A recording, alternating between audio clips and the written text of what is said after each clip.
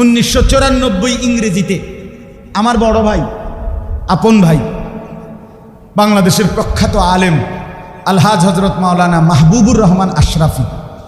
তো ভাইয়া 1994 ইংরেজিতে কামেলে টাইটেলে সরকারি মাদ্রাসায় পরীক্ষা দিছিলেন, সারা বাংলাদেশে ফার্স্ট হয়েছিলেন, 1 নাম্বার। তখন A+ ছিল না, তখন আপনার 20 জন সারা দেশে মিলাইয়া স্ট্যান্ড করত, 1 2 3 20 সিরিয়াল ছিল, ভাইয়া 1 নাম্বার হয়েছে। তো ঠিক বরাবর 4 বছর পরে 1998 সালে আমি দাখিল পরীক্ষা SSC পরীক্ষা দেব সরকারি মাদ্রাসা থেকে। মা বলছে, বড় ভাই বলছে ভাই, মাও বলছে ফুত তোর ভাইয়ের মতো তোর রেজাল্টও চাই মা। তাই বলছি, বলে ইনশাআল্লাহ মা, আমার ভাইয়ের মতো আমিও চেষ্টা করব, দিবা রাত্রি মেহনত করছি। মনে একটা সিদ্ধান্ত ছিল।